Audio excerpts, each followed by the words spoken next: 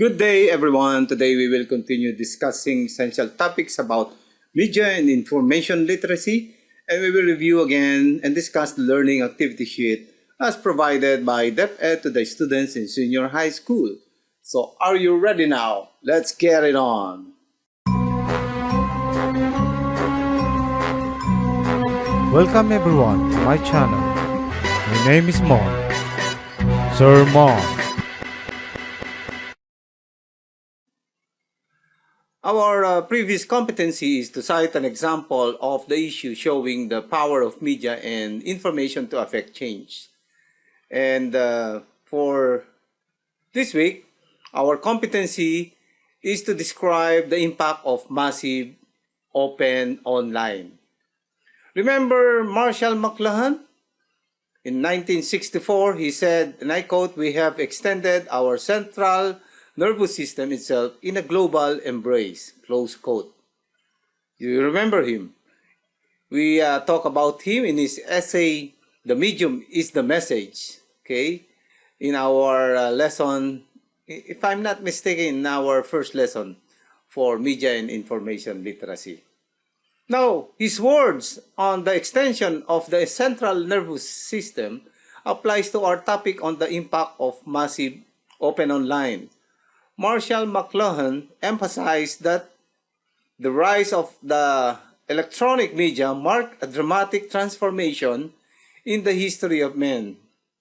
The development of modern technologies resulted in a higher evolution of media and mass communication, one characterized by efficiency, speed, and accuracy.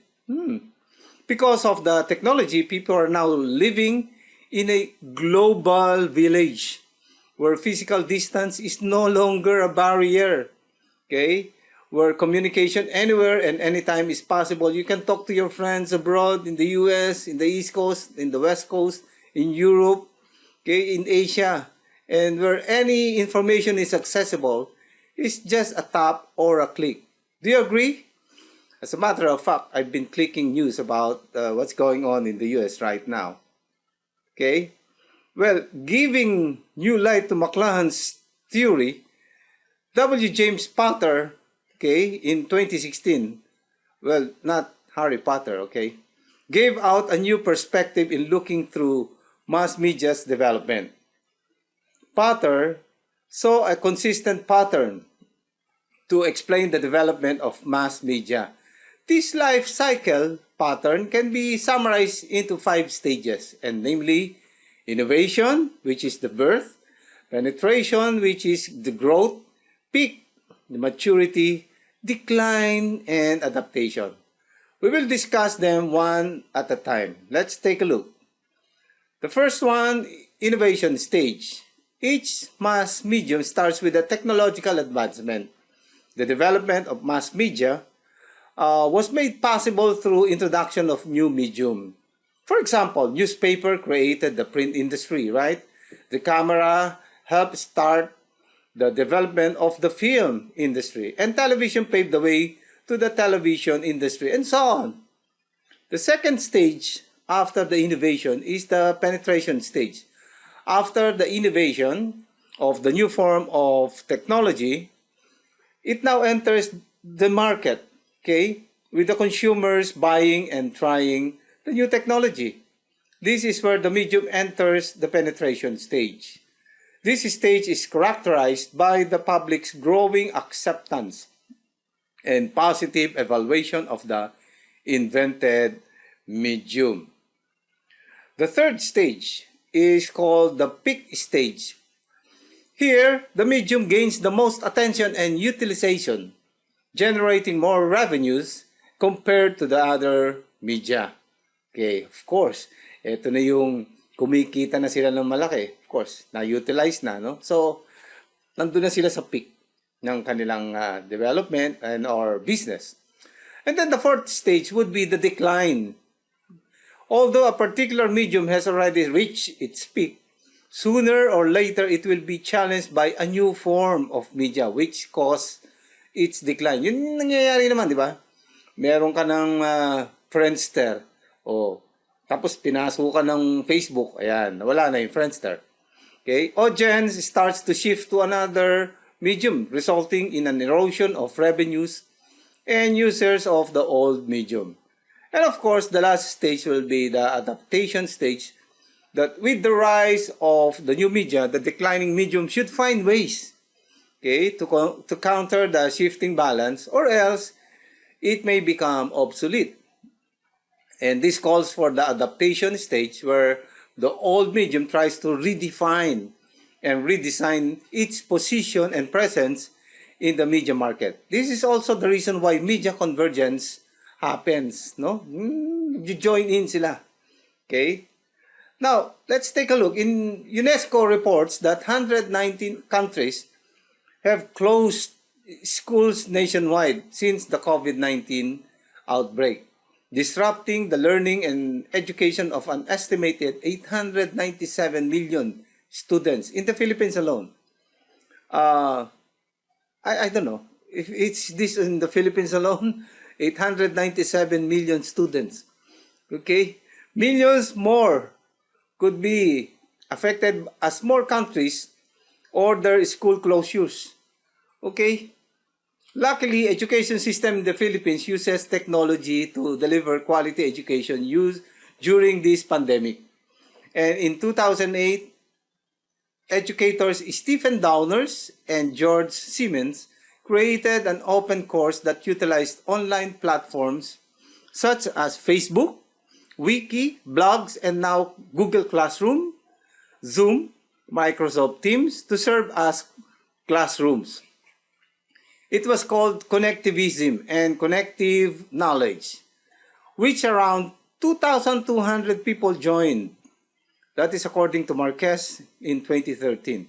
This paved way for the birth of Massive Open Online Courses, or MOOC. Okay, so let's take a look. MOOC. Generally, MOOCs target a wide range of audience, massive. They are free. That's why it's called open. And are accessible through the internet, online. Anyone with a computer, tablet, smartphone, and internet connection can enroll in a MOOC that usually takes about 4 to 15 weeks. But this school year, 2020-2021, even without gadgets, students can continue studying with the use of printed modules provided by the schools. Well, some of your classmates, if not your friends, they are using these printed modules. And MOOCs commonly consist of modules, class videos of university professors or teachers in high school, and a graded examination like what we're doing on online activities. Students are usually given acknowledgement or credit for finishing the course. So that's it. After this quarter, another quarter, another quarter, you get all your grades. Now, try to look back from 10 to 15 years ago, talking about technology. Siguro 10 years ago na lang kasi baka di pa kayo aware sa technology 15 years ago during your elementary school days nyo. What was the coolest technological medium that you could wear back then? Do you still remember? Try to focus and think about that. Today, there are many technologies being developed that will make an uninformed person's head spin. Talagang, wow! Mapapawaw ka na lang. Eh di wow. What is a Google Glass? An iPhone watch? A Fitbit? Like this. Commercial. A dual skin, bringing the technological revolution to even higher level. Scientists have come up with the technology that people could wear. It is called Wearable Technology and is specifically designed to be worn by a person, obviously. It aims to give the user an easy experience of the device and or enhance the user's senses without hassles or difficulties. Okay? Let's take a look at some examples of wearable technology in which we are seeing right now in the market today. The first one, smartwatches. standalone personal communication devices that can be attached to a person's wrist, of course. And samples would be iPhone watch, Samsung gears, okay. The next one is fitness trackers. Of course, again, wrist worn. Some are chest worn, clip-on or ear-worn devices that use motion sensors to record exercises and health statistics and progress. Let me see. I have done 2,400 steps. Wow, for the day. Examples would be Nike Band, Fitbit Force, etc. Okay. Let's take a look at the third one. Smart eyewear. Wow. Includes virtual reality eyewear that can put the functions of a smartphone or computer into the user's vision. Of course, you're familiar with that. Google Glass, Recon, Snow Oculus Rift, etc. Well, currently, many people are already using the said technology. Some even say that this wearable revolution might even shape up faster than the mobile revolution of smartphones and tablets. The technology consultancy IDTechX 2016 said that the revenue of wearable technologies is projected to rise from approximately $40 million US dollars in 2015 to over $150 million US dollars in 2026. Wow, maka-invento na kaya? Plus, think about that. Now, let me ask you a few questions. Have you watched a movie in 3D? How was your experience? It was nice, right? Of course, we can experience them in the good places, no? Like what? When you go to Singapore, they have this place, okay? And in Hong Kong, I would not name the places, but you can watch videos or cinema in 3Ds. In fact, some of them have 4Ds already, wherein you can already feel, no? Okay. And there has been quite a lot of raves for three-dimensional technology, okay? Ever since 3D films came to existence in the early 1900s. But it was only in the 21st century that the filmmakers were able to incorporate a real 3D technology into films. Since then, the movie experience has never been the same. And 3D technology has managed to lessen the gap between virtual and reality. But there is more to 3D technology than films. Most of us knows or know that we can now have an object reproduced through 3D printing.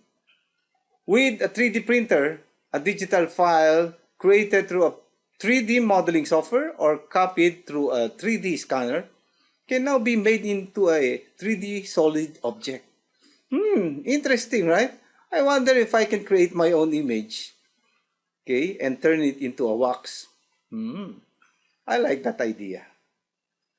Now, we're done again for the second week. Activity sheets are given to all students, and you are expected to work on the activities independently and return them before a prescribed deadline. And check your LAS for any online activity for this topic. And see you all next session. You can do your activities through our online links. Just watch out for more announcements in our online class. And again, as an announcement to those who are going to do their activities through modules, kindly inform me through Messenger that you have submitted it or your activities to your advisors or to the school. If you have dropped it, there is a, what do you call that, log sheet. You have to log in your name, the subject, your teacher, the date, and probably the time. And inform, like, for example, what activity. Activity 1 of week 2, activity 3 of week 3, whatever it is. You have to log it in, so that if ever there will be some missing activities, we can easily locate them. Okay? So, again, keep safe everyone, and see you again next week. Bye-bye!